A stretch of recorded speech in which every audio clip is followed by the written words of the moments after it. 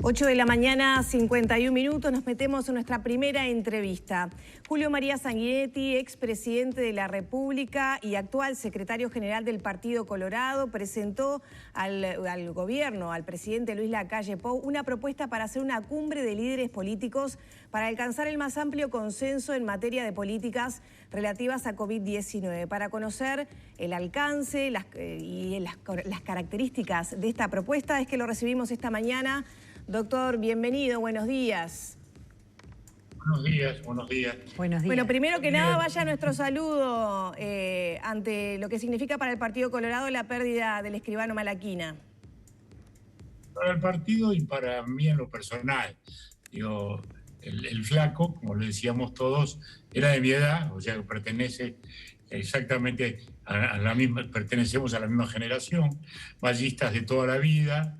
El histórico de la lista 1 de Salto, que en su tiempo fue la del arquitecto Barbieri, otro intendente histórico, ¿no?, de Salto.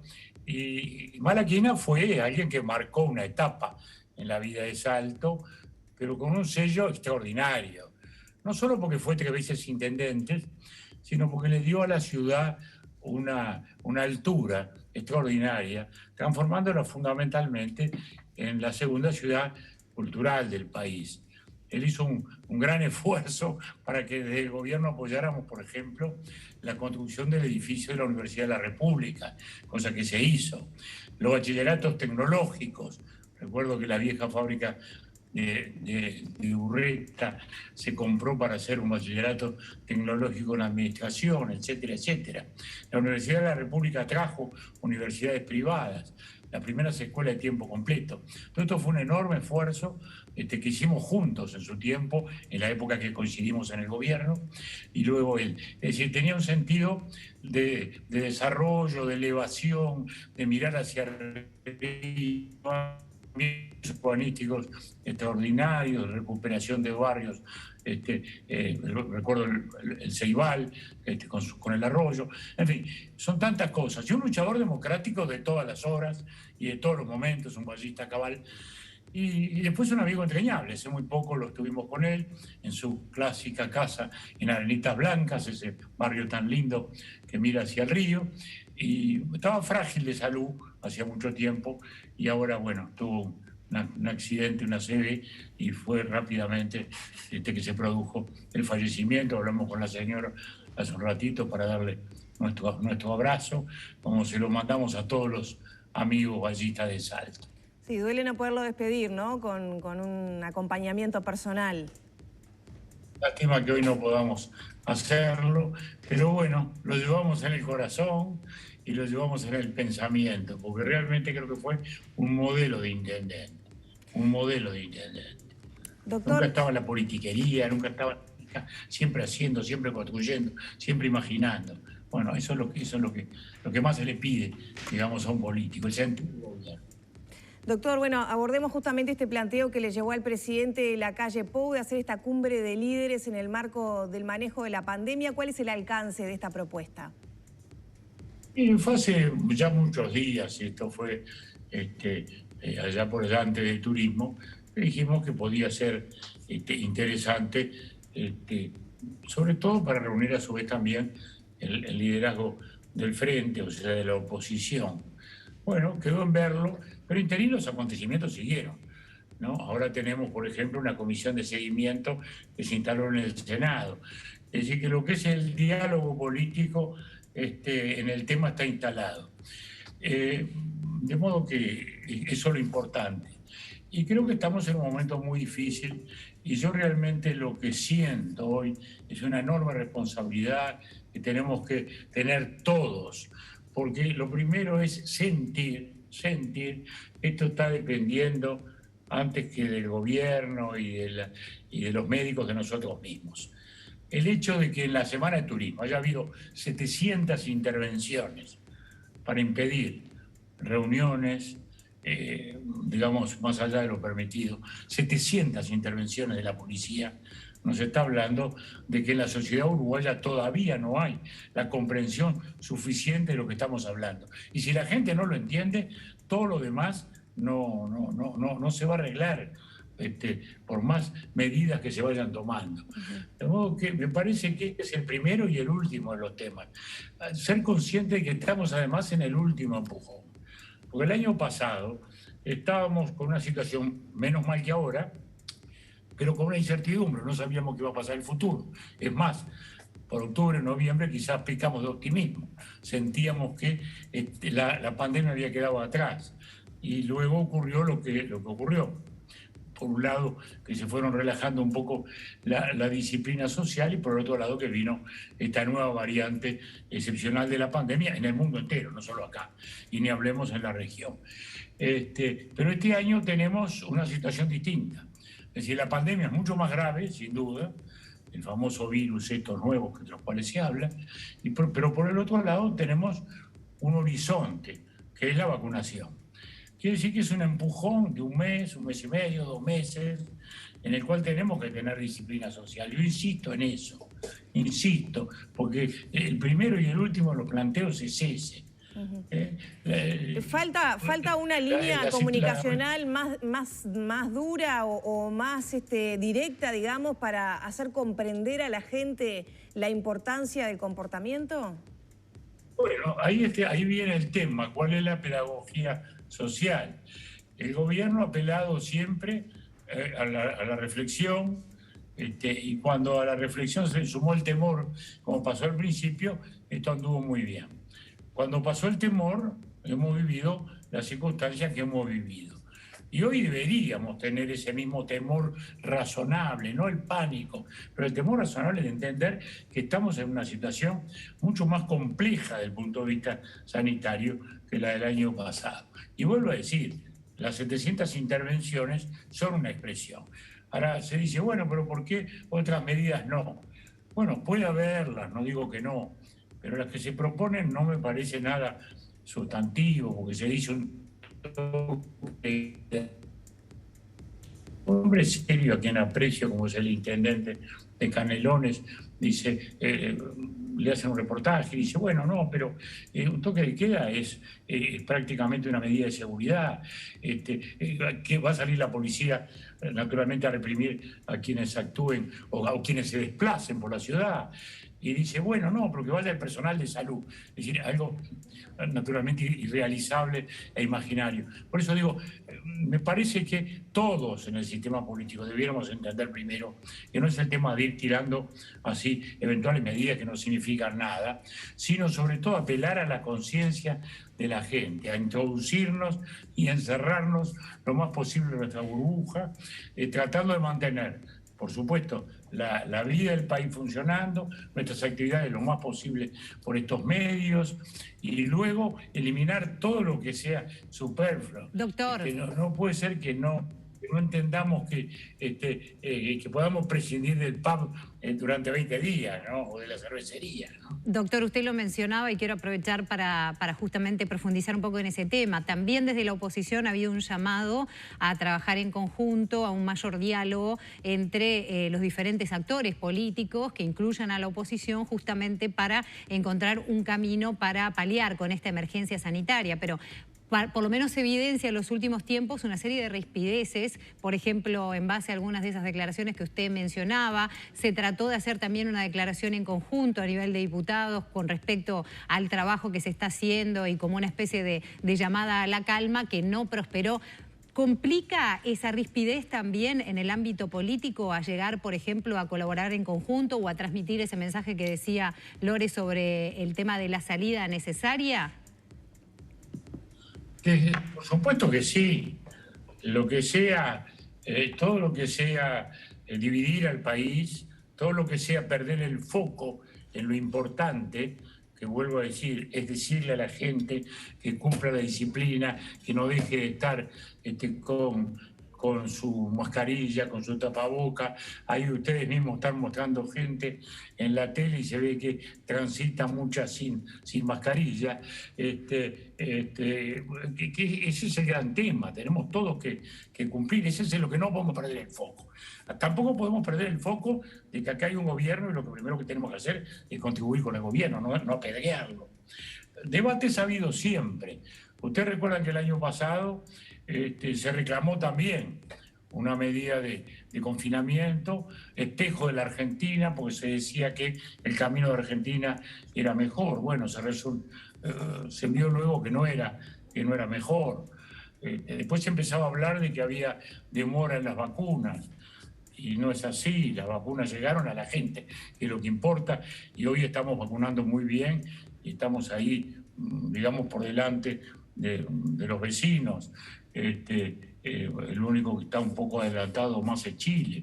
Y también Chile nos está diciendo que pese a la vacunación y pese a las medidas extraordinarias que tomó, porque Chile confinó en los últimos tiempos, tampoco ha logrado vencer el tema. Quiere decir que el tema está fundamentalmente en nosotros, para poder realmente tratar de superar una situación y no perder la vista del conjunto. El país ha hecho un gigantesco esfuerzo, todos tenemos fatiga, ¿no? Naturalmente los primeros son los de la salud, que son los héroes de la batalla, pero por lo mismo no nos podemos distraer en debates adjetivos. En general, lo importante es, por el contrario, tratar de cumplir estrictamente y suprimir todo aquello que sí es necesario. No hay necesidad de estar de festejo, por ejemplo. Doctor, nos queda claro que, en su opinión, no se requieren medidas más estrictas de reducción de la movilidad, sino acatamiento popular. ¿Qué pasa con las medidas de apoyo? El Partido Colorado, bueno, hizo una propuesta bien concreta de gravar a los sectores de ingresos más altos, no solo del sector público, sino también del sector privado. También el Partido Colorado está, por ejemplo, el exintendente Tabaré Viera, que propone un apoyo puntual a los free shops y a los comercios más afectados. Nibia Reyes también propone medidas un poco más restrictivas. Es decir, ¿cuál es la propuesta, o sea, cuál es la intención de esta cumbre? ¿Dialogar sobre diferencias y propuestas que tienen matices con el presidente a nivel de la coalición? Yo no estoy insistiendo en ninguna cumbre, se lo digo concretamente. Fue un planteo que hizo el partido hace muchos días, ahí quedó, y luego el Frente, o sea, la oposición, desplazó el tema al Parlamento y pidieron una comisión de seguimiento que se instaló. Sí. Así que tengo que entender que esa es la respuesta del Frente en cuanto al tema. En cuanto al Partido Colorado, las cosas que reclamaron se fueron haciendo. Primero reclamamos medidas y bueno, se adoptó la más dura de todas, la más penosa, la más difícil, que es la de parar la circulación alrededor de la educación. Eso mueve 1 millón de personas. Es lo que más mueve gente. Lo que más mueve gente. Lo otro es parar el país económico, cosa que es imposible realmente. Por otro lado, se pidió justamente que hubiera una profundización de las medidas que se estaban dando a los más desposeídos. Bueno, se duplicó la tarjeta de alimentación, se duplicó también la asignación familiar. Y se pidió justamente rescatar, no un impuesto, vuelvo a decir, sino una contribución solidaria de los sueldos más elevados, lo mismo que se hizo hace un año, 2 meses de una contribución solidaria, que es formalmente un impuesto porque sería coactiva, pero que es básicamente eso, son 2 meses de esfuerzo a quienes tenemos, digamos, los sueldos y las jubilaciones más elevadas del país. Es decir, como contribución al COVID. Todo esto se ha ido cumpliendo. Todo esto se ha ido cumpliendo. ¿Se termina acá? No, sigue habiendo posibilidades. Ahora no mezclemos, digamos, lo que son medidas de atención a la vida social y económica con lo que es el enfrentamiento de la pandemia, que, vuelvo a decir, requiere una bajada de la actividad muy importante para evitar los contagios. Donde a su vez hay mucho contradictorio, porque por un lado se reclaman más cierres, pero después salen los sectores de actividad a reclamar más facilidades, ¿no? Ha pasado con el mundo del espectáculo, ha pasado con los deportes, etcétera, etcétera, etcétera. Es decir, que en este mundo contradictorio lo importante es tener ese sentido de responsabilidad. Como digo, hoy hay un diálogo instalado en el Senado. Me parece un ámbito bastante adecuado para seguir transitando, sin perjuicio de todos los demás diálogos que se puedan instalar. Pero más allá de diálogos, lo que importa es la voluntad de construir. Porque el diálogo por el diálogo lo mismo no significa nada. Por ejemplo, fíjese, que si habrá voluntad dialoguista, que en la ley de urgencia se estableció por ley, un diálogo en el tema más importante del Estado y la sociedad uruguaya, que es la seguridad social. Ahí están representados todos, estamos representados todos, partidos, sectores de jubilados, sectores de actividad, empresarios, todo el mundo. Se trabajó muy bien, según dice todo el mundo. Se trabajó muy bien.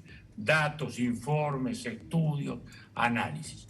Y luego, primera etapa, hay que aprobar el diagnóstico. Bueno, muy bien. Desgraciadamente el Frente Amplio y algunas entidades cercanas al Frente no aceptaron el diagnóstico. O sea, no nos pudimos poner de acuerdo ni en el diagnóstico después de meses de trabajo serio. Y es muy obvio que si no nos ponemos de acuerdo en el diagnóstico, no podemos encontrar tampoco el tratamiento. Porque si usted me dice que yo tengo cáncer y el otro piensa que tengo neumonía, no podemos realmente hacer el tratamiento adecuado. Con esto no estoy diciendo que la palabra mágica del diálogo tiene sentido en la medida que haya voluntad de construir. ¿No hay voluntad de construir por parte de la oposición? Ventaja política a uno o a otro, o un cuestionamiento. Entonces, el diálogo es imprescindible, en la medida en que sea conducente, en la medida en que se entre a él con un espíritu de transacción y no de estar cobrando facturas o pensando este tiene razón o la tiene menos o la tiene más. Eso me parece lo más importante. Pero usted está queriendo decir con eso que no hay voluntad de diálogo, que se está apelando justamente a eso que usted dice, a cobrar facturas y a no a construir de parte de la oposición. Desgraciadamente, cuando uno mira los medios, ve eso. Yo lo lamento con tristeza, ¿no? No acuso a nadie, pero vuelvo a decir, es lo que uno está viendo. Y le doy un ejemplo bien específico y concreto, clamoroso, en el tema número 1 del país, que es la seguridad social. Es decir, está faltando eso, y más en este momento en que se requiere solidaridad. Se requiere, si el tema no es, yo lo cuestiono para ver si mañana tengo razón o no. No es un tema nos ponemos ahí, vamos a hacer la historia de todos los que se equivocaron a lo largo de este año. No tiene sentido. Sí, hubo reclamos de todo tipo. Cuando uno mira además el conjunto, uno dice, bueno, mirando en perspectiva, ¿estamos mucho peor que el resto? Bueno, parecería que no.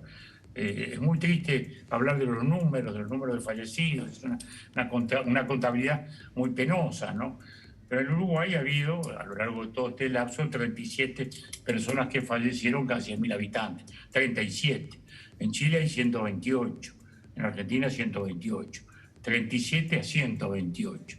En Brasil 164. Es decir, en el conjunto, la sociedad uruguaya, no digo el gobierno, la sociedad uruguaya ha manejado esto, digamos, menos mal que el resto, por decirlo de algún modo. Y el proceso de vacunación creo que es ejemplar lo que está ocurriendo en cuanto a la organización. O sea, luego de que hubo sectores de actividad, y eso también lo digo, sectores importantes de actividad que se rechazaron a la vacuna. Todos lo recordamos. Es un poco triste, pero la primera prioridad que se estableció, ustedes lo recuerdan, que fue policía, ejército, educación, elevadísimo porcentaje, sobre todo en educación, no se vacunó o no se quiso vacunar y había voces centrales. Entonces, esas cosas luego se pagan, digo, y están en la sociedad uruguaya. Por eso es que por encima de todo el llamado a la reflexión patriótica, a la reflexión realmente solidaria que hace falta en este momento. Sí, doctor, pero por supuesto que la solidaridad es la base, pero usted mencionaba hace unos minutos el tema de algunos sectores que están haciendo algunos planteos. Usted nombró, por ejemplo, espectáculos, se agrega salones de fiesta, transporte escolar y tantos otros que están paralizados al 100% prácticamente desde el comienzo de la emergencia sanitaria, salvo alguna flexibilización. Esos sectores lo que están reclamando, por ejemplo, es no tener que pagar aportes cuando están 100% cerrados. Es una situación que no es que están pidiendo de repente un apoyo extra, sino no pagar por lo que no están pudiendo hacer. ¿Están haciendo algún planteo, por ejemplo, en esa línea? ¿En qué se está trabajando en esos casos que son extremos de que ya la fatiga pasa a ser que es insostenible? Sí, efectivamente. Primero se ha hecho ya en muchos casos, ¿no? Porque en las medianas y pequeñas empresas ha habido un conjunto de medidas que se aprobaron en esa dirección, muchas. ¿Son suficientes? No, siempre van a ser insuficientes porque la realidad económica es que si perdimos un 6% del PBI, que son algo así como 3.000 millones de dólares, esos 3.000 millones de dólares no se produjeron, no están en la gente, no están en los salarios, no están en los bienes que se producían. Es decir que eso es un agujero tremendo. Y el primer sector más damnificado, en eso todo el mundo está de acuerdo, es el turismo. Así que, por supuesto que estamos de acuerdo con muchos de este tipo de reclamos, algunos se han atendido, otros habrá que atender. Esto es un tema de seguir, no es un tema de un día. Realmente creo que sí. Que, por ejemplo, vuelvo a decir, repito, la actividad turística y todo lo aledaño a la actividad turística, que es muy importante, sobre todo como empleo, está precisando justamente algunas medidas adicionales de ese tipo, sin ninguna duda. Ya para terminar, ¿qué valoración está haciendo de la situación de la educación? En la reunión con el presidente del CODICEN entraba ya hace algunas semanas, ¿no?, cuando se suspendió la presencialidad, a decir que iba a defender la presencialidad. Terminó esa reunión con la suspensión de la presencialidad y ahora la extensión de la suspensión de la presencialidad hasta al menos el 30 de abril. Hay quienes reclaman que esta es una medida necesaria, pero no es suficiente, no la única, mientras siguen funcionando otros sectores. ¿Qué valoración hace usted desde el Partido Colorado, el partido donde proviene el presidente del CODICEN? ¿Qué valoración hace de esta situación de la educación? Bueno, todos somos conscientes de que es una medida muy penosa, porque la educación es la base de la sociedad y la educación pública es la base de nuestra construcción democrática. De modo que todo lo que sea disminuir la calidad de la prestación, naturalmente es muy, muy penoso. Y el CODICEN, sí, ha defendido la esencialidad, la presencialidad, y hace bien en hacerlo. Ahora, también estamos de acuerdo que estamos en un momento absolutamente extraordinario. Por eso, entonces, no se puede caer en... Entonces, por un lado, pido una cuarentena tremenda y toques de queda, y por otro lado me enojo porque se para la educación. Es decir, creo que la educación está haciendo un gran esfuerzo, lo ha hecho. Hoy hay que hacer un gran esfuerzo para la educación virtual, que por suerte tenemos más instrumentos que antes. Siempre hay pequeños agujeros, pequeños baches, que los hay. Porque la conectividad no es 100%, desgraciadamente. Hay que irlo haciendo. El CODICEN lo ha hecho con un enorme esfuerzo y el profesorado con mucho esfuerzo. De modo que lo vemos con mucho pesar. Esto lo vemos como algo que, digamos, naturalmente transitorio, pero es lo que mueve más gente. Y por eso, si se quiere disminuir movilidad, no se puede dejar de hacerlo, ¿no? Entonces, confiamos, anhelamos, deseamos que la situación pueda comenzar a revertir y se pueda retornar a esto. Pero no hay duda de que la educación es un elemento de movilización superior. No hay ninguno que mueva más gente y, como consecuencia, cuando estamos en la pandemia y queremos reducir la movilidad, no hubo más remedio que tomar esa medida. Bien, doctor, muchísimas gracias por su tiempo y por este diálogo con Arriba Gente. Y reitero a la gente el llamado a que hagamos cada uno lo que tenemos que hacer, ¿no? Porque si hacemos un gol, está muy bien que hagamos un gol, pero no nos besemos, no nos abracemos, hagamos la pedagogía social. Muchas gracias. Cerramos por aquí entonces la entrevista con el doctor